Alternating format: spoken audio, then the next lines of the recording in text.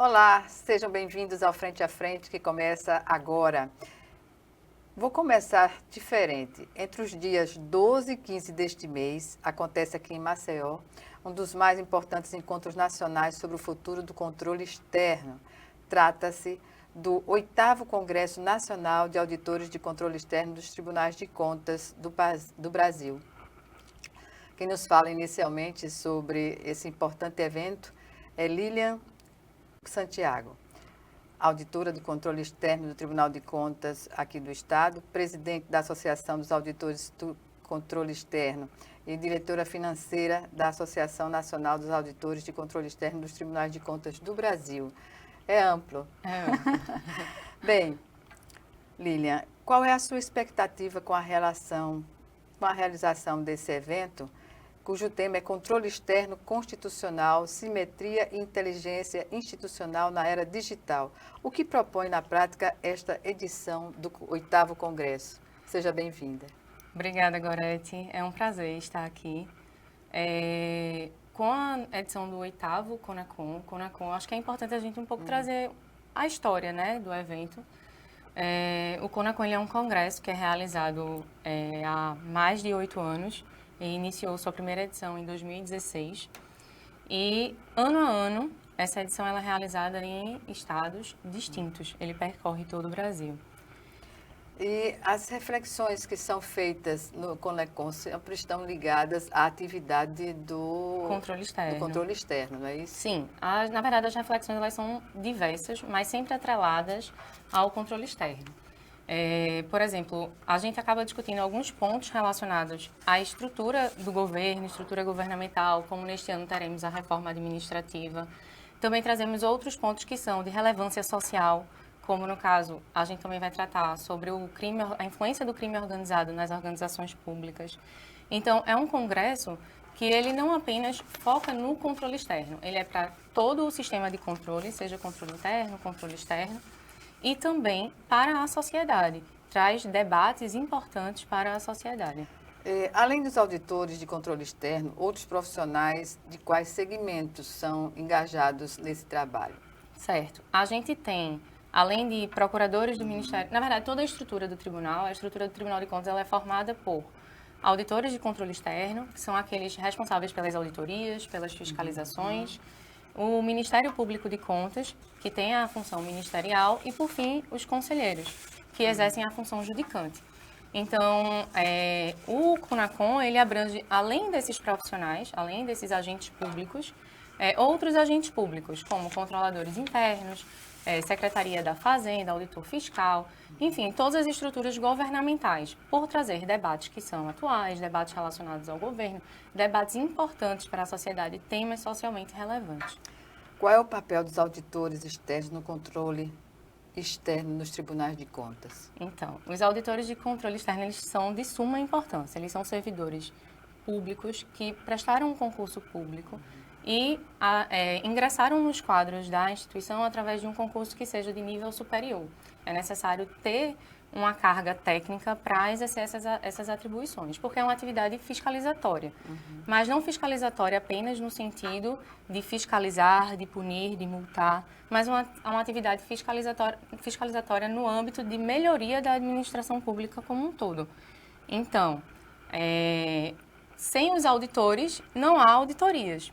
Então, eles são de suma importância para que, de fato, haja uma instrução processual, que o ente jurisdicionado que está sendo fiscalizado, ele de fato possa ter o seu direito do contraditório, da ampla defesa, para que ele possa se defender, para que os achados da auditoria, eles sejam analisados, sejam identificadas provas contundentes. Então, a capacitação, o conhecimento técnico do auditor de controle externo é essencial para que o jurisdicionado ele tenha uma fiscalização efetiva. Que segmentos são mais, digamos assim, trabalhados nas auditorias?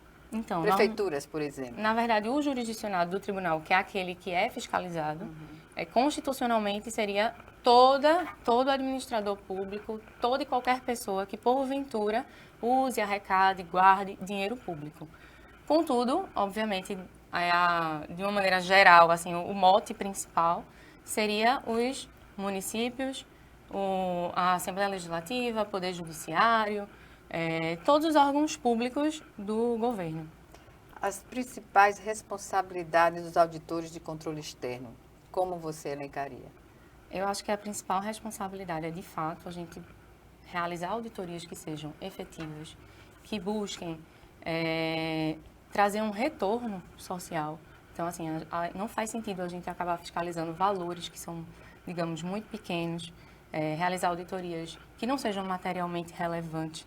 O importante é que a auditoria... Mas é importante que faça, né? Sim, mas é assim, uma prioridade. Porque, na verdade, a capacidade operacional de qualquer tribunal de contas, na verdade, ela é uma capacidade operacional finita. Mas os recursos a serem fiscalizados, eles são infinitos. Então, sim, é necessário haver uma priorização, os tribunais, eles fazem essa priorização para que, de fato, sejam fiscalizados recursos e que traga, de fato, lá na ponta, lá na sociedade, um retorno socialmente relevante. Então, acabamos fiscalizando mais educação, saúde, previdência. As políticas públicas como um todo. São prioridades. Isso, são prioridades. Lilian, e como o evento vai abordar a questão da integridade nas instituições públicas? Por meio de que atividades? Então, durante o evento, haverá oficinas, haverá palestras, teremos painelistas, teremos, por exemplo, o ministro Jorge Oliveira do TCU, que vai vir também e vai compor nossa equipe técnica, digamos assim, de palestrantes.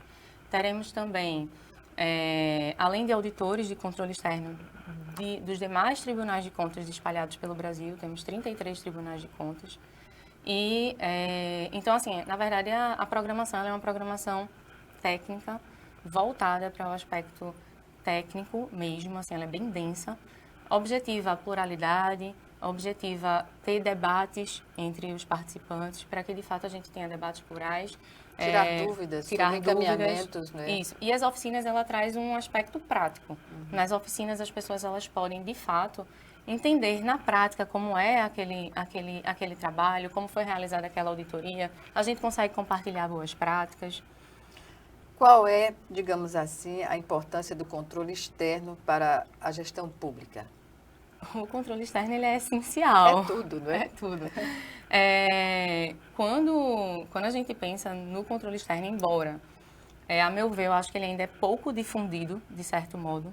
A sociedade em geral desconhece o trabalho de um órgão que a transparência está colocada quando se faz atividades como essa, né? Exatamente. O controle externo ele é como se fosse o guardião, né? Então, é muito importante que de fato, assim, a gente tenha cada vez mais uma difusão do que é o controle externo, da importância dos trabalhos que são desenvolvidos pelos auditores de controle externo, que são submetidos aos procuradores para análise e parecer ministerial e, por fim, são julgados ou apreciados no plenário da Corte de Contas, que é o Tribunal de Contas, né? Vai abordar essa questão da democracia no controle externo? É importante a gente pensar que o controle externo, ele de fato defende um Estado de Direito, assim, ele é basilar para um Estado de Direito. Porque quando a gente fala em Estado de Direito, a gente fala em democracia, a gente fala em interesses da sociedade e o controle externo ele é justamente esse controle que permite que as políticas públicas, elas de fato sejam exercidas da maneira correta, que os recursos públicos eles sejam aplicados da melhor maneira possível. Então, se a gente não tem um órgão fiscalizador, um órgão capaz de fiscalizar e analisar se as políticas públicas elas realmente estão sendo implementadas da maneira como deveriam ser implementadas, as coisas ficam um pouco soltas, não é? Na verdade, os auditores de controle externo contribuem para a transparência da gestão. Sim, contribuem demais para a transparência da gestão pública. Demais, assim, até porque com o trabalho do auditor, a gente consegue identificar se determinada política pública ela foi corretamente executada, se o que foi planejado foi executado, se aquele volume de recursos é um volume de recursos adequado para aquela política pública ou não. Ou incompatível com o que foi apresentado, né? Ou completamente incompatível, ou um pouco incompatível. Às vezes, por exemplo, o gestor público também acontece, ele tem mais de uma opção, mas tem uma opção que, embora seja um pouco mais cara, mas às vezes é mais vantajosa para a sociedade. Então, tudo isso realmente precisa ser analisado, mas não se invade a discricionariedade do gestor público. Qual é o impacto do trabalho desses profissionais, digamos assim, na sociedade, por enquanto? Porque há importância de se divulgar mais o trabalho do auditor? Eles são extremamente relevantes e o impacto é que, por exemplo, hoje, vou dar o exemplo daqui de Alagoas.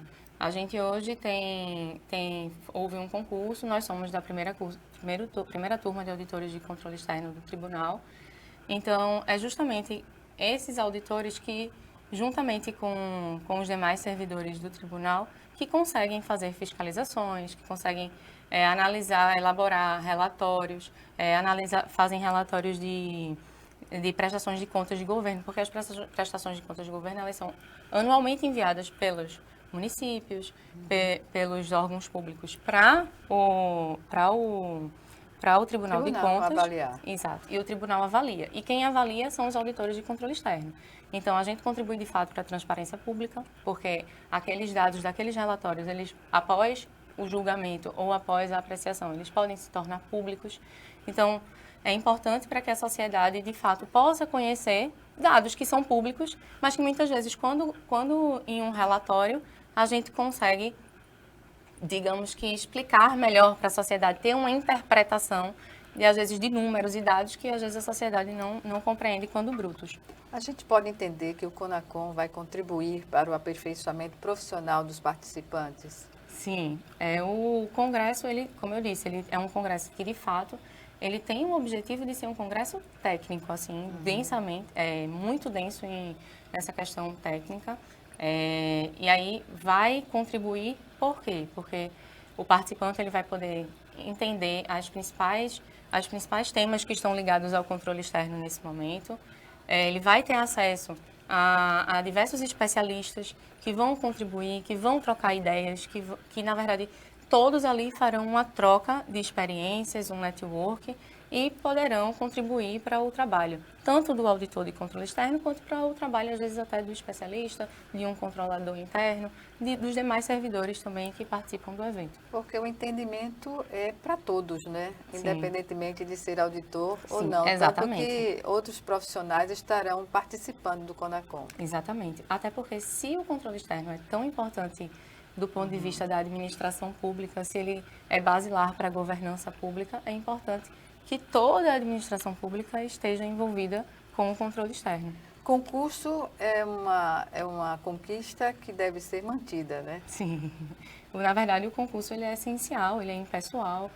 Através do concurso, você pode selecionar, de fato, pessoas que tenham um conhecimento técnico adequado para aquele cargo que foi escolhido para ser realizado o concurso. Então, o concurso é uma conquista essencial para a administração pública como um todo. Ele garante a impessoalidade, garante a presença de servidores capacitados, técnicos. Questões éticas no trabalho do auditor. O auditor ele precisa ser impessoal, é extremamente essencial. A gente segue, existem normas brasileiras de auditoria aplicadas ao setor público. Existem também as ISAIs, que são as normas internacionais de auditoria. Então, o auditor, sim, ele tem a questão do profissionalismo, ele precisa ser imparcial, independente, não pode haver interferência no trabalho, porque se o auditor ele faz análises técnicas, ele não pode confundir o trabalho técnico com determinado relacionamento político. Então, é muito importante ter essa independência, essa imparcialidade. A importância da cooperação dos tribunais de contas com outros órgãos de controle, Ministério Público, por exemplo, como é visto? Sim, o Tribunal de Contas, ele de fato contribui para determinados órgãos. Inclusive, há uma normatização que, se o Tribunal de Contas ele identificar alguma irregularidade, ele precisa, a depender da irregularidade, reportar ao Ministério Público. E é importante essa troca, esse contato com todos os órgãos da administração pública. Não é importante, ele é essencial e ele é legitimado pela lei, pela própria Constituição Federal. Lilian, nós vamos chamar agora o nosso primeiro intervalo. O Frente a Frente volta em 1 minuto. Até já. Até já.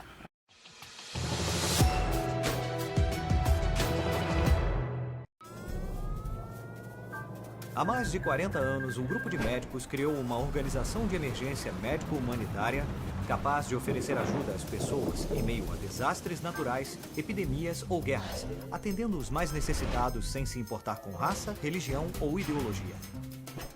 Hoje, Médicos Sem Fronteiras envia equipes totalmente preparadas para responder a emergências por todo o mundo. Nossos profissionais são financiados por pessoas como você e eu. Conheça-nos, participe, apoie, porque juntos chegamos mais longe.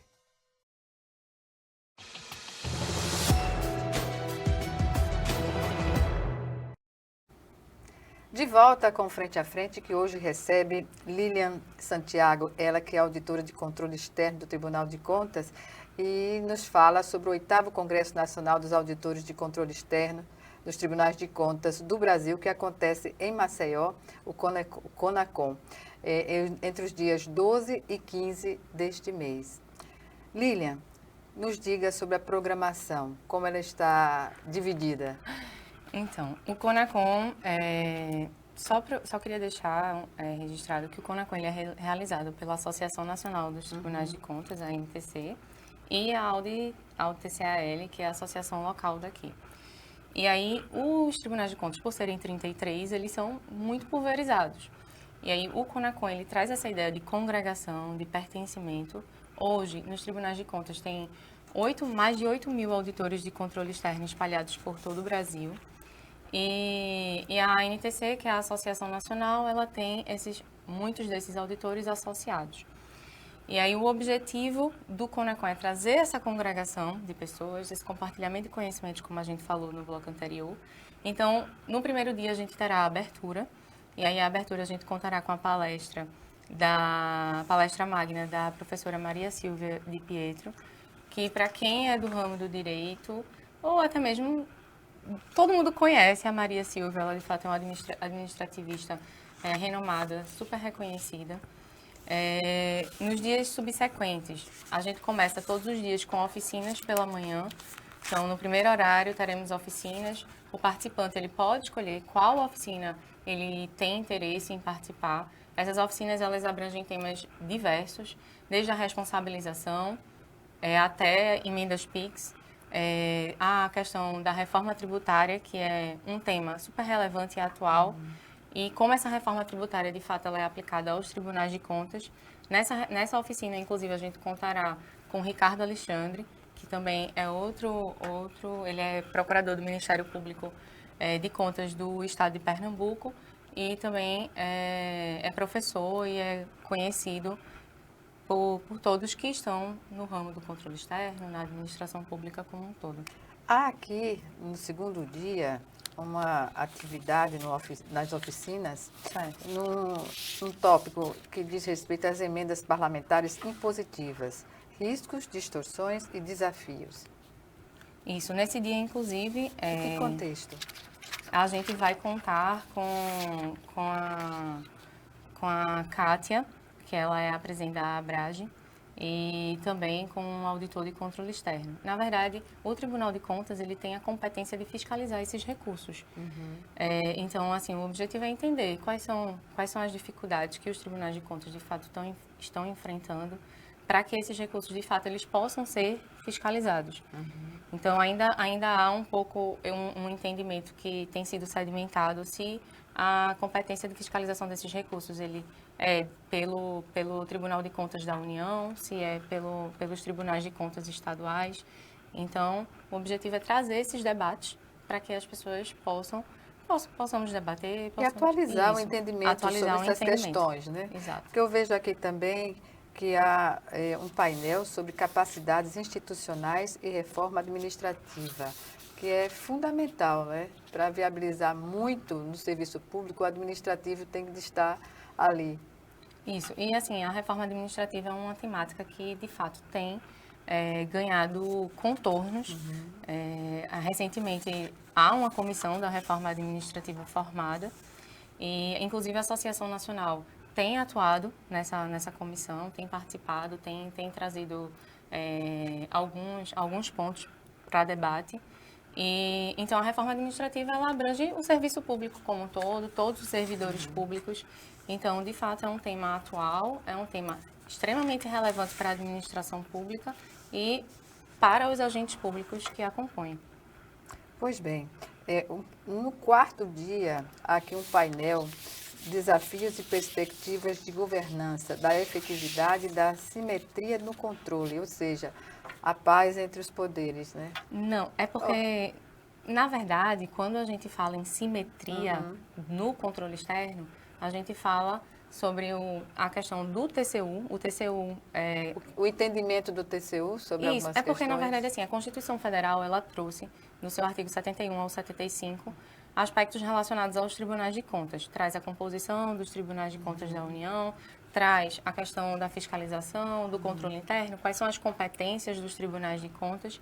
E aí, o que se fala, quando se fala em simetria, se fala na simetria da aplicação de determinadas normas, leis e regulamentos, a estrutura do Tribunal de Contas da União, para que haja um espelhamento nos tribunais de contas estaduais. Então, com essa ideia, o debate, no sentido de entendermos aquilo que, de fato, os tribunais de contas estaduais deveriam estar simétricos ao Tribunal de Contas da União, por exemplo. Porque a Constituição ela traz mais os aspectos relacionados ao TCU. Porque tradições, né, de entendimento pode haver e dentro dessa...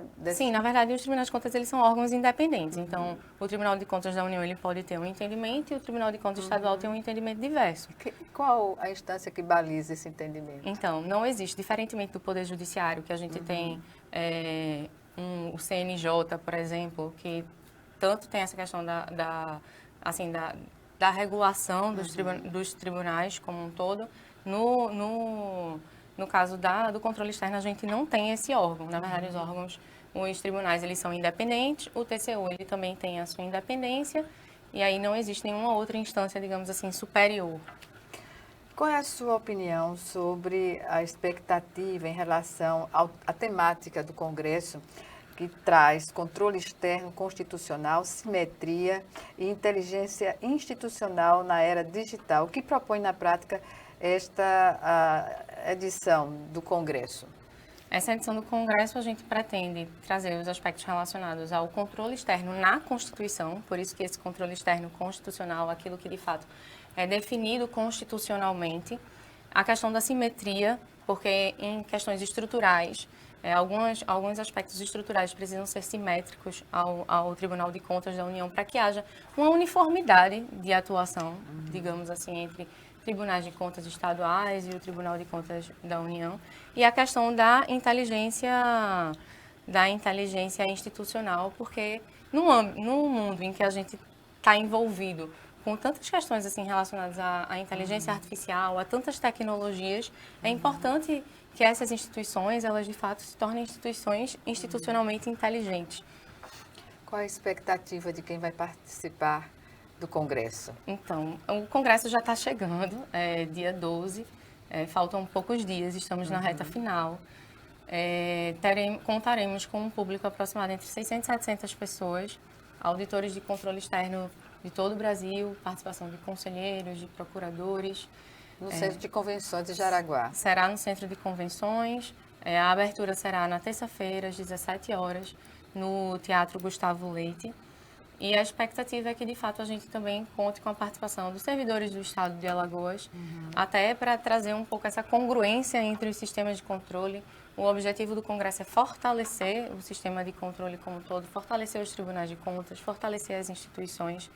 Na verdade, esse foi quando a NTC surgiu, ela surgiu com esse objetivo de fortalecimento das instituições de controle, um fortalecimento institucional dos tribunais, um fortalecimento institucional do sistema de controle. Esse fortalecimento da instituição se dá na medida em que ela acerta nas suas ações distintas? Isso, quando uma instituição, o controle externo, o Tribunal de Contas, ele passa, de fato, a ter um corpo técnico, como os auditores de controle externo qualificado, jurisdicionado, ele vai ter uma fiscalização mais efetiva, então ele não vai ser penalizado de maneira incoerente.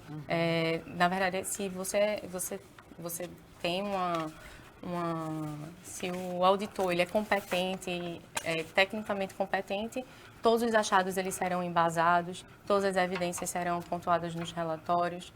E isso traz uma segurança também para o próprio jurisdicionado. Do mesmo modo que se o tribunal ele se torna mais efetivo, ele passa a analisar os processos, a apreciar as contas, a julgar, de fato, algumas contas de administradores. A sociedade também tem esse retorno de que aquela instituição, ela está exercendo o papel constitucionalmente previsto. Sabendo que as instituições que as políticas públicas estariam mais eficientes mediante Sim. um acompanhamento mais, digamos assim, mais qualitativo, né? Isso, e é importante também ressaltar que os tribunais de contas, eles são indutores do controle social. Então, se o tribunal ele exerce a atividade dele da maneira como ele deveria exercer, constitucionalmente determinado, assim o tribunal conseguiria induzir políticas públicas, a sociedade conseguiria controlar e compreender um pouco mais a aplicação desses recursos públicos. Então, ele é um indutor do controle social, ele é instrumentalizador. A plataforma de discussão sempre é povoada por questões críticas que são levadas para o entendimento coletivo. Discussão e entendimento coletivo. É por aí no Congresso. Sim, exatamente. Na verdade, a gente traz à luz debates. Há dúvidas sobre procedimentos. Sobre procedimentos também, principalmente nas oficinas. Na oficina, essa troca de quem está lá na linha de frente. Como é que é realizado esse tipo de fiscalização? Então, há essa troca, porque um tribunal ele pode adotar uma metodologia, um outro tribunal pode adotar uma metodologia diversa. E aí, nessa troca de experiências, a gente constrói cada vez mais um controle externo mais forte, mais sólido. O que caracteriza um controle externo forte, independente e comprometido com a Constituição? É um controle externo que está atrelado à Constituição Federal, conforme os preceitos da Constituição Federal, que promove a transparência. Um controle externo forte é um controle externo que promove a transparência, que é indutor de políticas públicas, que de fato alcançam a efetividade, a sociedade como um todo. Pois bem, no final, o que é que se diz sobre essa programação? Ela está voltada também para dúvidas, para que o profissional ele tenha um conhecimento de possíveis questionamentos que a sociedade possa fazer nas suas instâncias diversas? Sim. A programação, ela é, como eu disse, ampla, técnica, vai se debater aspectos como reforma administrativa, emendas PIX, reforma tributária, e todos esses debates, na verdade, eles sempre têm um cidadão como pilar, como no um Congresso centro. É discutido e no Congresso é discutido, sim. Na verdade, a gente tem, inclusive, que eu até acabei esquecendo de mencionar, haverá uma tarde, uma das programações, um prêmio que a gente fez, uma seleção, na verdade, de auditorias transformadoras, que foram auditorias que foram realizadas em um dos 33 tribunais de contas, serão 6, e essas 6 auditorias, elas transformaram a realidade social de alguma forma. Então, é mais um ponto que, de fato, a sociedade, para o controle externo da sociedade, o cidadão é o pilar do controle. Um controle externo comprometido com a população. Isso, exatamente. Com o segmento que mais precisa. Exato. Na verdade, toda a nossa atividade ela é voltada para que, de fato, a política pública ela aconteça lá na ponta. Lilian, para mais informações sobre o evento, como acessar? Para mais informações, acessar www.conacom.com.br e lá haverá programação do evento, as palestras, os painelistas, todos que participarão desse congresso. Terá também, você verá um pouco da história, de qual é o cerne, qual é o debate que acontecerá. Lilian, obrigada por sua participação.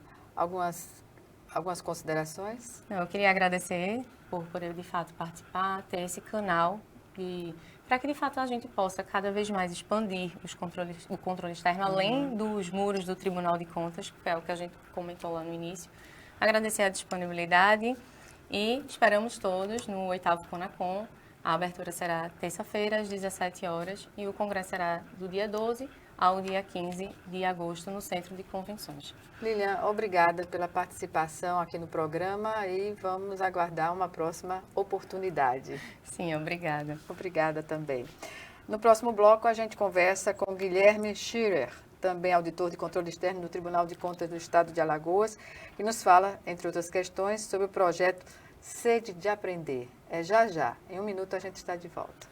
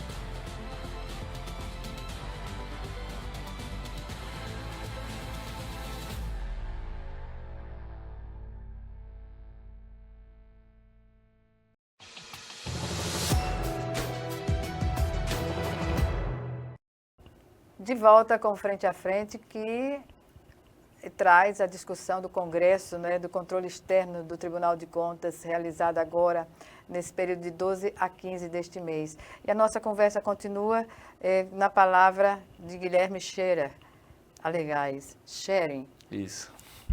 Que além de auditor de controle externo do Tribunal de Contas, aqui de Alagoas, ele também exerce atualmente o cargo de diretor de engenharia na instituição. Esse projeto intitulado Sede de Aprender, você vai trabalhar como no Congresso, Scherer? Obrigada. Eu agradeço pelo convite, é uma honra estar aqui, agradeço os espectadores. Esse projeto, o Sede de Aprender, ele nasceu aqui no nosso estado de Alagoas, ele veio com o Ministério Público, lá no ano de 2021. Então, a ideia central, até pelo nome, Sede de Aprender, ele está relacionado tanto com a nossa educação e a parte de sede relacionada à água nas escolas, né? Então, a nossa ideia aqui principal é expor como foi a atuação do Tribunal de Contas em auditorias em escolas públicas aqui do estado de Alagoas, para verificar a questão tanto de água potável quanto de saneamento básico nas escolas. Então, o nosso tribunal, ele aderiu desde o início, né, essa iniciativa do Ministério Público. Ele tem até uma aplicação mais ampla, né?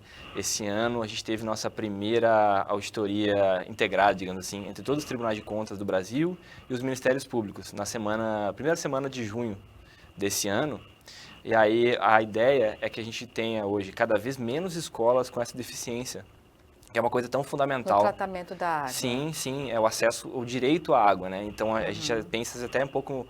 É difícil mensurar, mas é algo tão necessário para o humano, que é a questão da acidentação, o acesso a um saneamento básico de qualidade. É vida, né? É vida, água é vida. Né? Não à toa que todas as civilizações elas sempre começam perto de um curso d'água. E até hoje, nós estamos falando dos anos 2000 e 2020, algumas escolas do Brasil, infelizmente, ainda hoje, não têm o acesso ou à água potável, ou um acesso a uma água encanada, ou água de poço, ou um acesso a um banheiro, né, de qualidade para seus alunos e para os professores e demais colaboradores das escolas.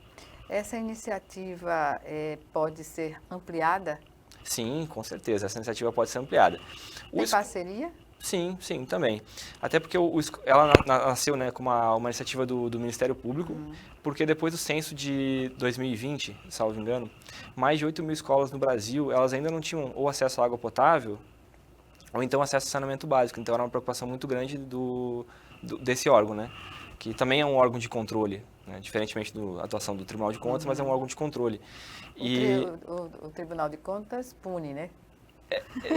Nem sempre. O Ministério Público também poderia, né? Mas a ideia principal desse projeto não é a punição, mas que esse problema seja resolvido, né? Então, em geral, a situação está sendo mais na parte de prevenção, orientação, porque a ideia principal do Tribunal de Contas não é só punir. Então, essa até hoje uma vertente que as pessoas têm, que é o Tribunal de Contas é um órgão punitivo, e não somos só isso. Não. O Tribunal de Contas também é um órgão pedagógico, um órgão que o objetivo principal do Tribunal de Contas é ele trazer o maior valor possível para a sociedade. E nem sempre, às vezes, a punição acaba sendo efetiva. Às vezes, o tribunal ele ajudar o governo implementar seus programas de política públicas com ideias, com sugestões, ou até mostrando caminhos para que ele consiga cumprir com seus objetivos. Então, a gente tem muito essa ideia também para que se resolva isso. Porque para a sociedade é muito mais efetivo que a gente tenha, por exemplo, escolas com água, escolas com esgotamento sanitário, do que às vezes um gestor multado, né? Então a nossa concepção principal aqui é que se resolva a questão do saneamento básico, no nosso caso em Alagoas, mas a iniciativa no Brasil. É a questão das parcerias, foi celebrado um termo de cooperação entre a Tricom, o IRB, o Conselho Nacional dos Ministérios Públicos e o Ministério Público do Estado de Alagoas. Então, a Tricom é a Associação dos Tribunais de Contas. Então, todos os tribunais de contas eles estão aderindo a essa iniciativa. E o IRB é o Instituto Rui Barbosa, que é a casa de conhecimento do Tribunal de Contas. É como se fosse uma grande escola de contas dos tribunais de contas, né? que é a parte do ensino. Então, é possível, sim, essa adesão por mais órgãos, né? E a gente espera que os próximos anos, essa parceria entre os Ministérios Públicos e os Tribunais de Contas sejam cada vez mais fortes. Ampliada, e que a gente possa, às vezes, fazer menos fiscalizações em lugares onde não tem água, mas sim que a gente possa ver que as coisas estão funcionando para a gente também ampliar o nosso próprio escopo. Porque a gente passar, às vezes, a questão só de saneamento e água para outros aspectos da escola, voltar um pouco também à parte da questão de quantidade de professores, a qualidade da escola, como é que estão funcionando a questão de infraestrutura como um todo. As escolas apresentam um universo, né, de situações para a intervenção, digamos assim, no bom sentido, né, das entidades, das instituições, para dar o melhor para as crianças, né? Com certeza. A gente vive num país muito grande, um país continental. Então, a gente está falando aqui do nosso estado, é um dos 26 estados, mais o Distrito Federal, que a gente vive realidades muito distintas, né? Então, infelizmente, hoje, os índices maiores de escolas sem água potável, eles são nos estados do Nordeste e do Norte. E, às vezes, até uma coisa meio que paradoxal, né? O Norte do Brasil, uma parte do país que tem tanta água, mas eles também têm muita deficiência de chegar à água potável nesses locais. Tanto pela questão da localização geográfica, da questão de quantidade de rios, da dificuldade de acesso. E a gente no Nordeste aqui também às vezes pensa que estamos com deficiência e às vezes nem sempre acaba se refletindo. Às vezes no nosso próprio estado do Nordeste tem alguns estados que têm uns índices maiores, inclusive o estado de Alagoas. O estado de Alagoas, por ter nascido a iniciativa aqui, é um dos que tem os melhores resultados. É um dos que tem menos escolas em quantidade e até em porcentagem de escolas sem água potável e escolas sem saneamento básico. Então, hoje, em 2025, a gente já vem colhendo muitos frutos do que começou lá atrás no passado. Nossos primeiros colegas aqui do Tribunal de Contas, colegas do Ministério Público, promotores de justiça, que viram nessa iniciativa uma oportunidade de fazer uma melhoria efetiva para a população alagoana, que é garantir que nossos filhos, nossos netos, né, futuramente, eles tenham acesso à água na sua escola, porque hoje a gente não pode falar a questão de uma qualidade de ensino se a criança não tem uma água para beber, uma água para tomar. Que leva a adoecer. Com certeza. Um dos principais pontos... E a faltar na escola. Sim, exatamente. Né? Um dos principais pontos aqui que melhorou no estado, até a questão do índice de doenças muito simples, como algumas disenterias, que levavam as crianças ou a adoecer, para o hospital, ou a morte, que hoje o índice reduziu muito justamente por esse cuidado na questão de ter acesso a uma água de qualidade. A merenda, ela é preparada com água. Né? Uma água de qualidade faz diferença para fazer uma comida com qualidade, que as crianças elas possam se alimentar, serem mais saudáveis. A gente reduzir a quantidade de desnutrição ou de qualquer outras doenças relacionadas à falta de saneamento básico. Então, esse ponto foi muito significativo para o nosso estado, melhorou muito, ele avançou, tem ainda muito a avançar. A gente tem cerca de 40, 50 escolas que ainda têm essa deficiência e um dos municípios que mais apresenta, até foi uma surpresa para a gente, quando analisou os dados do censo, é a nossa capital. Maceió. Que não deveria estar nessa condição. Sim. Porque é a capital do estado, né? Sim. E ainda apresentar escolas com essa condição. Sim. Isso foi uma surpresa, porque geralmente a gente tem o interior como local de mais difícil acesso. Exatamente. Até o pacto da questão do saneamento básico no Brasil, às vezes é muito difícil chegar água encanada nos interiores do estado, né? Porque às vezes você tem casas muito distantes, comunidades muito longínquas, às vezes a rede de saneamento ela não chega dessa forma como é na capital. Mas tem outras formas de ela chega água. Sim, ela chega ou através de caminhões-pipa, ou através de postos artesianos, então a gente vê até um empecilho, é um pouco mais difícil de chegar. No entanto, muitos desses municípios dos municípios do estado de Alagoas, estão se atendendo a essa prática de ter a questão do acesso à água, de manter um saneamento. E a gente espera até que a capital melhore nos próximos anos. Ela foi objeto de auditoria, então a gente está com uma auditoria em curso, decorrente dessa nossa fiscalização, com alguns apontamentos para a questão de melhorias. E uma coisa que a gente verificou também é a questão do preenchimento. Como é que são escolhidas essas escolas, né? Um grupo de estudos... Critério. É isso, o nosso critério de escolha. Existe um grupo de estudos, né, um grupo técnico, que a gente elencou alguns elementos que seriam principais para serem escolhidas as escolas, porque a gente não tem como fazer em todas, né, obviamente. Serão as escolas que ou não têm acesso à água, ou não têm acesso à água potável. Porque ter acesso à água e água potável são coisas diferentes. Às vezes a escola tem acesso à água, mas a água não é potável. Não é potável. E é necessário que tenha água mineral, compra de garrafa, de galão. E as escolas sem saneamento. Então a escolha, o critério de escolha foi esse. Só que a forma que é preenchido, que é nos informado, é uma declaração do próprio gestor da escola, geralmente o diretor que preenche isso para o centro escolar, para o Ministério da Educação. A gente viu, então, algumas escolas que estavam preenchidas sem água potável, mas, na verdade, existia água potável. Então, tem alguns erros, né? Tem alguns erros de preenchimento, não sei se quantitativos, é questão de deficiência, ou teve algum erro mesmo preenchimento, porque o preenchimento é humano, né? Então, às vezes, está suscetível a erro.